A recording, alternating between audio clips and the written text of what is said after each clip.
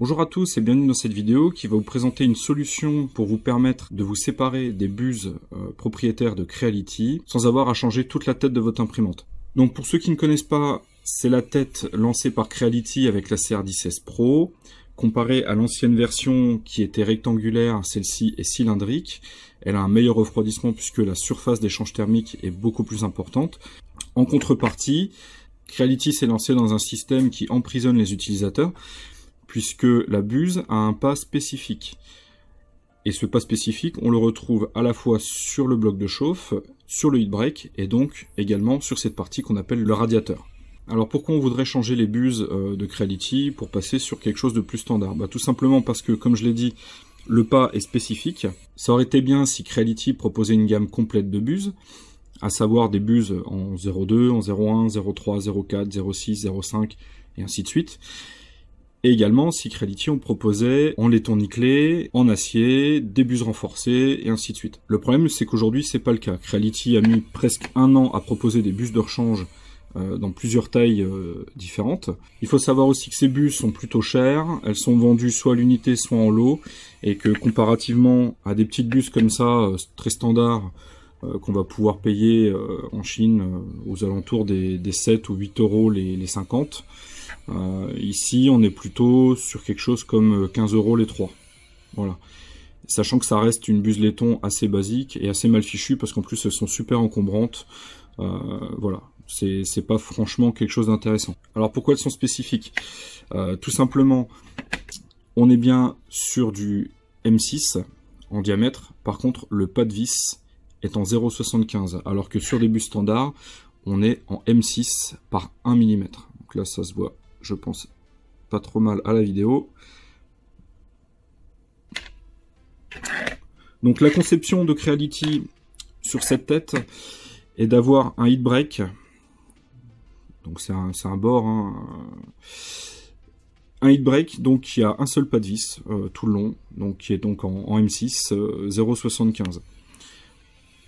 Ce qui implique que si on veut changer la buse, il va falloir changer aussi le heat block, le heat break, et puis éventuellement cette pièce. Aujourd'hui, il y a une solution qui existe pour ne pas avoir à changer cette pièce. C'est une solution que nous apporte Frédéric de Hotens.fr, qui consiste en un heat break à pas hybride. Voici la pièce en question. C'est donc un heat break avec deux pas de vis différents. Un premier qui va aller dans le radiateur, qui est donc en M6 par 0,75.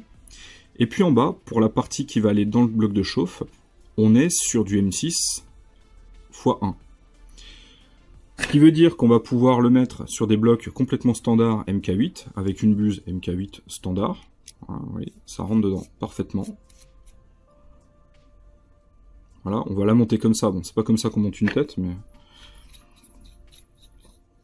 Et puis donc on va pouvoir venir la mettre comme ça. Et il n'y a pas de jeu, enfin je veux dire c'est vraiment adapté. Voilà, on est au bout. Bon, on va se mettre comme ça pour la vidéo. On serre ici, et voilà. Et donc là on peut mettre les buses, exactement les buses qu'on veut. Du moment que c'est des buses standards, il n'y a plus aucun souci du tout. Voilà, donc à partir de là, on peut mettre les buses nitro de Hotens, des buses MK8 tout à fait banales. On peut même mettre des blocs de chauffe un peu plus exotiques, hein, si on veut, si on préfère des... Si on a un lot par exemple de cartouches courtes, on peut mettre ce type de tête. Voilà, donc là vous voyez, c'est pas du tout du bloc de chauffe de chez Creality ou quoi, hein, c'est vraiment... voilà. Hop. Et voilà. Avec une buse acier en plus pour vous montrer bien que c'est pas des buses de chez Creality ou quoi que ce soit. C'est pas non plus une micro suisse à 25 €. Voilà, ça c'est une buse acier à 70 centimes. Comme je dis, ces buses là ça coûte 3 fois rien.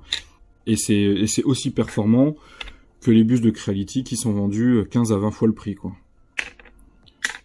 Voilà, donc je vais vous mettre un lien vers le heat break. Sachant que Hotens m'a dit qu'il proposerait peut-être des kits plus ou moins complet en fonction de ce que vous avez. Moi j'ai trouvé ça intéressant d'acheter uniquement le heat break puisque j'avais déjà des blocs de chauffe en rab. L'investissement est vraiment minime, un heat break comme ça coûte dans les 10 €. Si vous voulez changer une tête complète, ça va vous coûter plus cher. En plus, ce sera pas forcément adapté puisque la particularité de la tête là, c'est qu'en plus elle est très longue, donc il va falloir changer toute la partie carénage avec la ventilation de la pièce, sinon ça va pas tomber en face. Ou alors ça va gêner. Donc pour moi, je pense que rien que cette petite pièce, en fait, ça change un peu la donne. Et puis à partir de là, j'aurai plus besoin de me tourner vers les bus de Creality. Voilà, j'espère que cette vidéo vous aura plu. À bientôt pour de nouvelles vidéos.